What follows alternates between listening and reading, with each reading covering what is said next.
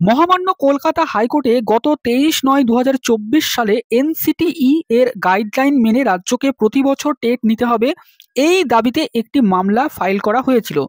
মামলাকারীদের মূল বক্তব্য ছিল, আমাদের রাজ্যে আপার প্রাইমারিতে লাস্ট টেট নেওয়া হয়েছিল 2015 সালে এবং তারপর দীর্ঘ 9 বছর এসএসসির মাধ্যমে কোনো আপার প্রাইমারি টেট নেওয়া হয়নি। ফলে যোগ্যতা সম্পন্ন প্রার্থীরা আপার প্রাইমারি টেট দিতে পারছেন না দীর্ঘ 9 বছর। অথচ এনসিটির গাইডলাইনে বলা আছে রাজ্যকে অন্তত প্রতি বছর একটি করে টেট নিতে হবে।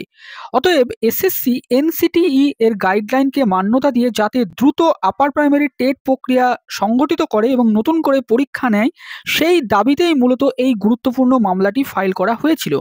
গত 12ই নভেম্বর 18 নম্বর কোর্টে honourable justice Saugata Bhattacharya single বেঞ্চে আইটেম নম্বর 5-এ গুরুত্বপূর্ণ এই মামলাটির শুনানি হয় এবং সেই শুনানি নিয়ে ডিটেলস ভিডিও আমাদের চ্যানেলে অলরেডি দেওয়া হয়েছে। সেই ভিডিওটি যদি আপনারা কেউ না দেখে থাকেন তাহলে অবশ্যই আমাদের চ্যানেলের ভিডিও সেকশনে গিয়ে দেখে নিতে পারেন। আজকে মূলত আমরা এই ভিডিওতে এই মামলায় 12ই নভেম্বর যে অর্ডার কপি বেরিয়ে এসেছে তার সম্পূর্ণ বাংলায় ব্যাখ্যা করে পুরো বিষয়টি আপনাদের সামনে তুলে ধরব। এই অর্ডার কপি থেকে যে সমস্ত বিষয়গুলো জানা যাবে তা হলো, পিটিশনারদের যে মূল দাবি এনসিটিই এর গাইডলাইন মেনে রাজ্যকে তথা স্কুল সার্ভিস কমিশনকে আপার প্রাইমারি টেট অবিলম্বে নিতে হবে তা নিয়ে অর্ডার কপিতে কি বলা হয়েছে, এবং 2 নম্বর হচ্ছে নতুন আপার প্রাইমারি টেট এবং নিউ আপার প্রাইমারি রিক্রুটমেন্ট নিয়ে স্কুল সার্ভিস কমিশনের বক্তব্য কি, এবং 3 নম্বর হচ্ছে পরিশেষে মহামান্য বিচারপতি এসএসসিকে কি গুরুত্বপূর্ণ নির্দেশ দিলেন এবং অন্ততপক্ষে আপার প্রাইমারি নিউ টেট এবং যে শূন্যপদ পড়ে রয়েছে সেই শূন্য পদে আপার প্রাইমারি লেভেলে এসএসসি কি নতুন অ্যাসিস্ট্যান্ট টিচার নিয়োগ প্রক্রিয়া শুরু করবে, না সেখানে কি কোনো বাধা রয়েছে, এই সব কিছু নিয়ে এই ভিডিওতে ডিটেলস আলোচনা করা হবে। অনুরোধ করব আপনারা এই ভিডিওটি পুরোটা দেখবেন, কোনো অংশে স্কিপ না করে। প্রথমেই আমরা মামলার যে অর্ডার কপিটি বেরিয়ে এসেছে সেই অর্ডার কপিটি আপনাদের সামনে তুলে ধরে আলোচনা করার চেষ্টা করছি। আমরা প্রথমেই মামলার অর্ডার কপিটি আপনাদের সামনে তুলে ধরছি। এই অর্ডার কপির প্রথমেই যেটা লেখা রয়েছে, এফিডেভিটটা ফাইল করেছে পিটিশনাররা, সেটাকে মহামান্য বিচারপতি রেকর্ড করলেন, সেটা তিনি অর্ডারে উল্লেখ করেছেন। তারপরে যেটা বলা হচ্ছে, by presenting this writ petition, petitioners are praying for direction upon the concerned respondent authorities including West Bengal Central School Service Commission to hold teacher eligibility test in every year in consonance with clause 11 of the guidelines for conducting teacher eligibility test। অর্থাৎ পিটিশনাররা যে দাবিটা কোর্টে করেছেন সেটা হচ্ছে respondent authorities অর্থাৎ school service কমিশনকে TET পরীক্ষা নিতে হবে প্রত্যেক বছর, যে টেট পরীক্ষা নেওয়ার কথা কিন্তু এনসিটিই এর গাইডলাইনে ক্লজ 11-এ বলা রয়েছে। In support of such contention, অর্থাৎ এই যে দাবি পিটিশনাররা করছেন যে এসএসসিকে আপার প্রাইমারি টেট নিতে হবে এনসিটির গাইডলাইন মেনে, সেই দাবির সপক্ষে learned advocate representing the petitioners relies upon clause 11 of the guideline for conducting teacher eligibility test which according to them provides for holding TET in each and every year for recruitment in upper primary level in secondary schools। অর্থাৎ পিটিশনাররা মূলত যে এসএসসিকে TET পরীক্ষা নিতে হবে আপার প্রাইমারির ক্ষেত্রে সেই দাবিটা করছেন এনসিটিইর ক্লজ 11-এর গাইডলাইন অনুযায়ী, যেখানে কিন্তু বলা হয়েছে যে রাজ্যকে বা এসএসসিকে প্রতি বছর আপার প্রাইমারি লেভেলে কিন্তু সেকেন্ডারি স্কুলে শিক্ষক নিয়োগের জন্য টেট পরীক্ষা নিতে হবে। According to the petitioners, TET was last held in 2015। পিটিশনাররা বলছেন যে আমাদের রাজ্যে আপার প্রাইমারির ক্ষেত্রে টেট পরীক্ষা শেষ নেওয়া হয়েছিল 2015 সালে, যে পরীক্ষাটি হয়েছিল 16ই August. Therefore there is necessity to give directions upon the authorities to hold TET immediately. পিটিশনাররা যেটা বলছেন যে এসএসসিকে একটি নির্দেশ দেওয়া খুব প্রয়োজন যে তারা যাতে করে দ্রুত টেট পরীক্ষা নেয়, তার কারণ টেট পরীক্ষা লাস্ট হয়েছিল 2015 সালে, এরপর দীর্ঘ 9 বছর টেট হয়নি এবং এই আপার প্রাইমারিতে দীর্ঘ 9 বছর টেট না হওয়ার ফলে যোগ্যতা সম্পন্ন প্রার্থীরা বঞ্চিত হচ্ছেন। এনসিটির গাইডলাইন রয়েছে প্রতি বছর টেট নেওয়ার। It is also submitted by learned advocates representing the petitioners that they have not questioned selection procedure, namely first SLST 2016 upper primary as conducted by the concerned respondent authorities including West Bengal Central School Service Commission। পিটিশনাররা এটাও পরিষ্কার করে বলছেন যে তারা যে first SLST 2016 সালের upper primary নিয়োগ প্রক্রিয়া চলছে সেই নিয়োগ প্রক্রিয়া নিয়ে কোনো প্রশ্ন তুলছে না, তারা নতুন টেট নেওয়ার ব্যাপারে কিন্তু এখানে প্রার্থনা করছেন বা দাবি জানাচ্ছেন, যেটা এনসিটির গাইডলাইনে বলা আছে যে প্রত্যেক বছর রাজ্যকে নতুন টেট নিতে হবে এবং আমাদের রাজ্যে আপার প্রাইমারিতে দীর্ঘ 9 বছর ধরে টেট নেই। তো এই বিষয়টাই হচ্ছে পিটিশনারদের মূল দাবি, যেটা কিন্তু অর্ডারে লিপিবদ্ধ হয়েছে। এবার এসএসসি কি বলছে সেটা কিন্তু অতি গুরুত্বপূর্ণ। Learned advocate representing the commission has opposed the prayer of the petitioners and also has questioned maintainability of the writ petition. অর্থাৎ এসএসসির আইনজীবী ছিলেন যিনি সুতনু পাত্র, তিনি কিন্তু পিটিশনারদের এই যে দাবি যে টেট পরীক্ষা নিতে হবে সেই দাবিটার তিনি অপোজ করছেন, মানে বিরোধিতা করেছেন। এবং তিনি মূলত এই যে রিট পিটিশনটা তার মেনটেনেবিলিটি নিয়ে বা তার গ্রহণযোগ্যতা নিয়ে তিনি কিন্তু প্রশ্ন তুলেছেন। According to the commission, since previous selection process could not be completed within time by giving appointments because of reason which is beyond control of the commission, steps could not be taken for holding TET regularly. অর্থাৎ কমিশনের যে বক্তব্য 2016 সালের upper primary নিয়োগ প্রক্রিয়া সেটা complete হয়নি, সেই নিয়োগ প্রক্রিয়া যতক্ষণ না কমপ্লিট হবে তার আগে কমিশন নতুন করে টেট পরীক্ষা নিতে পারবে না, বা সেই টেট পরীক্ষাটা তার জন্য তারা রেগুলারলি নিতে পারছে না। Having considered respective submission made on behalf of the parties, this court finds that issue needs to be decided on exchange of affidavits. অর্থাৎ বিচারপতি এখানে বলছেন যে যে সাবমিশনটা পিটিশনাররা করেছেন বা এসএসসি করেছে সেইটা দেখে বিচারপতি মনে করছেন যে এফিডেভিট একটা এক্সচেঞ্জ করা প্রয়োজন এবং তারপরে এই ইস্যুটাকে ডিসাইড করা উচিত।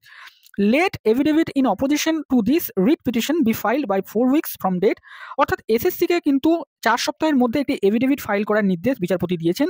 যে পিটিশনাররা যে দাবিটা করেছেন যে এনসিটির গাইডলাইন মেনে ক্লজ 11 এ যেটা এনসিটির গাইডলাইনে বলা হয়েছে যে প্রত্যেক বছর রাজ্যকে টেট পরীক্ষা নিতে হবে, তো সেই পরীক্ষা কেন দীর্ঘ 9 বছর নেওয়া হচ্ছে না, কবে নেওয়া হবে, পিটিশনাররা যে দাবি জানাচ্ছেন সেই দাবি নিয়ে এসএসসির স্ট্যান্ড কি এই মুহূর্তে, সেই সমস্ত বিষয় কিন্তু এসএসসিকে একটা এফিডেভিট দিতে বলা হয়েছে। Reply thereto if any be filed by 2 weeks after ensuing Christmas vacation. অর্থাৎ এসএসসি 4 সপ্তাহ পরে যে এফিডেভিট দেবে সেই এফিডেভিটের যদি কোনো রিপ্লাই থাকে তাহলে সেটা পিটিশনাররা দিতে পারে, সেটার জন্য 2 সপ্তাহ সময় দেওয়া হয়েছে এবং সেই রিপোর্টটা ক্রিসমাস ভ্যাকেশনের পরে কিন্তু সাবমিট করতে বলা হয়েছে। Parties shall be at liberty to mention the matters before the appropriate bench for expeditious hearing after the time fixed herein above for exchanging affidavits. অর্থাৎ এই যে টাইম পিরিয়ডটা বেঁধে দেওয়া হয়েছে 4 সপ্তাহের মধ্যে এসএসসিকে এফিডেভিট দিতে হবে, 2 সপ্তাহের মধ্যে তারপরে পিটিশনাররা ক্রিসমাস ভ্যাকেশনের পরে এফিডেভিট দেবে। তো এরপরে যদি পার্টিরা মনে করে যে এক্সপিডিয়াস হিয়ারিং অর্থাৎ দ্রুত শুনানির প্রয়োজন, তারা তাহলে অ্যাপ্রোপ্রিয়েট যে কোনো বেঞ্চে গিয়ে মামলাটাকে মেনশন করে হিয়ারিং করাতে পারে, সেই লিবার্টিটা তাদেরকে দেওয়া হয়েছে। However, point of maintainability as taken on behalf of the commission is kept alive. অর্থাৎ কমিশন যে মেনটেনেবিলিটির প্রশ্ন তুলেছে এই রিট পিটিশনে সেই বিষয়টাকে কিন্তু ওপেন রাখা হয়েছে, অর্থাৎ সেই ইস্যুতেও কিন্তু শুনানি করা যাবে। Learned advocate appearing for the petitioner is directed to communicate this order to the non-appearing respondents by 7 days from date and file an affidavit of service on the next date. অর্থাৎ যে পিটিশনাররা রয়েছেন তাদেরকে বলা হচ্ছে যদি কোনো রেসপন্ডেন্ট থেকে থাকে এই মামলায়, তারা যদি এই দিনকে শুনানিতে না উপস্থিত থাকে তাহলে এই অর্ডার কপিটা নিয়ে তাদের সাথে যোগাযোগ করতে বলা হচ্ছে 7 দিনের মধ্যে এবং তার একটা এফিডেভিটও দিতে বলা হচ্ছে নেক্সট ডেটে। তো অনারেবল জাস্টিস সৌগত ভট্টাচার্য তিনি কিন্তু 12ই নভেম্বর এই গুরুত্বপূর্ণ অর্ডারটি দিয়েছেন, এসএসসিকে একটি রিপোর্ট ফাইল করতে বলেছেন। এবং এসএসসির যে স্ট্যান্ড সেটা কিন্তু খুব পরিষ্কার, যে এসএসসি যেটা বলছে এই মামলায় যে আপার প্রাইমারি টেট এবং আপার প্রাইমারি রিক্রুটমেন্ট একসাথে করা হয় এবং দুটোই পরস্পরের সাথে সম্পর্কিত। অর্থাৎ নিউ আপার প্রাইমারি রিক্রুটমেন্ট যতক্ষণ না শুরু করা যাচ্ছে তার আগে SSC new upper primary TET নিতে পারবে না। এবং আমাদের রাজ্যে এনসিটির গাইডলাইন থাকা সত্ত্বেও দীর্ঘ 9 বছর আপার প্রাইমারি টেট নেওয়া হয়নি। তার কারণ হিসাবে এসএসসির যে যুক্তি সেটা হচ্ছে 2016 সালে ফার্স্ট এসএলএসটি আপার প্রাইমারি শিক্ষক নিয়োগ প্রক্রিয়া স্টিল পেন্ডিং, তাই new upper primary recruitment SSC শুরু করতে পারেনি, তাই তারা নিউ আপার প্রাইমারি টেটও নেয়নি। কিন্তু এখন প্রশ্ন হচ্ছে যে আপার প্রাইমারি 2016 সালের নিয়োগ প্রক্রিয়া নিয়ে হাইকোর্টের ডিভিশন বেঞ্চ থেকে তো ফাইনাল জাজমেন্ট চলে এসছে ম্যাট 638-এ, এবং সেখানে কিন্তু বলা হয়েছে এসএসসিকে 2016 আপার প্রাইমারি নিয়োগ প্রক্রিয়া কমপ্লিট করতে, এবং সেই মোতাবেক এসএসসি প্যানেল বের করেছে এবং কাউন্সিলিং প্রক্রিয়া শুরু করেছে। তার পরবর্তীতে সবথেকে গুরুত্বপূর্ণ যে এই ম্যাট 638 আপার প্রাইমারি 2016 এসএলএসটির যে মামলা সেটা চ্যালেঞ্জ হয়ে কিন্তু সুপ্রিম কোর্টে একটি এসএলপি ফাইল হয়েছিল এবং সেই এসএলপিটি মহামান্য সুপ্রিম কোর্টের প্রধান বিচারপতির বেঞ্চ খারিজ করে দিয়েছেন। এছাড়াও আরও কিছু এসএলপি হয়েছিল, সেগুলোও পূর্বে খারিজ করা হয়েছিল। কিন্তু এর ফলে যেটা হয়েছে যে কমিশন এখন আপার প্রাইমারির যে নিয়োগ প্রক্রিয়া সেটা নিয়ে কিন্তু তারা নিয়োগ প্রক্রিয়াটা শেষ করলেই মোটামুটি বলা যেতে পারে আপার প্রাইমারির পূর্বের যে লিটিগেশন সেটা কমপ্লিট হয়ে গেল। তার কারণ কোর্ট কেস তো এই মুহূর্তে আর নেই বলা যেতে পারে, তার কারণ থাকলেও সেটা কিন্তু আর সুপ্রিম কোর্টে মানে অ্যাকসেপ্ট হওয়া মুশকিল, তার কারণ মূল পিটিশনটাই খারিজ হয়ে গেছে আপার প্রাইমারির ক্ষেত্রে।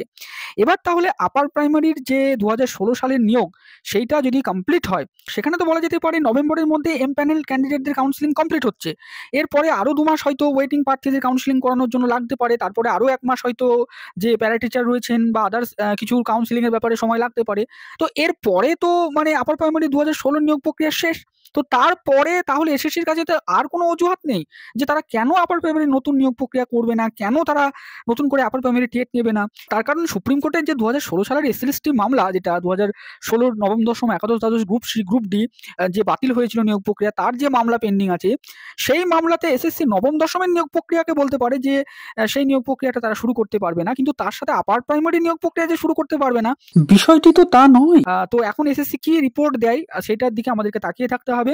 যদিও এসএসসি এই সমস্ত কথাগুলোই বলবে যে তারা কেন আপার প্রাইমারি টেট নিতে পারেনি, তার কারণ আপার প্রাইমারি নিয়োগ প্রক্রিয়াটা পেন্ডিং রয়েছে, এই বিষয়গুলোই তারা দেখাবে। কিন্তু কবে তারা নতুন আপার প্রাইমারি টেট নেবে সেটা নিয়ে কিছু বলছে কিনা সেটাই দেখার বিষয়। এবং পরবর্তী যে শুনানি হবে এই মামলার, সেই শুনানি নিয়ে যদি কোনো আপডেট পাওয়া যায় সেটা নিয়েও কিন্তু আপনাদের সাথে আমরা পরবর্তীতে আপডেট পেলে ভিডিও করে জানাবো। আজকের ভিডিওটি এই পর্যন্তই। ভিডিওটি শেষ অবধি দেখার জন্য আপনাদের সকলকে জানাই অসংখ্য ধন্যবাদ।